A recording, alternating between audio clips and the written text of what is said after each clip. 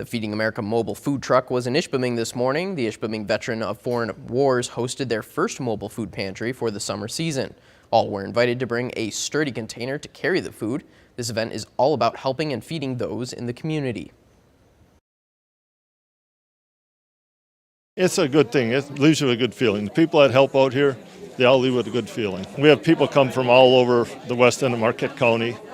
Today we're probably feeding over 300 families. The VFW is planning on having more food distributions now that the seasons are changing. Those helping with the event were Crossbridge Church, Gauthier Insurance, and students from Ishpeming Middle and High School.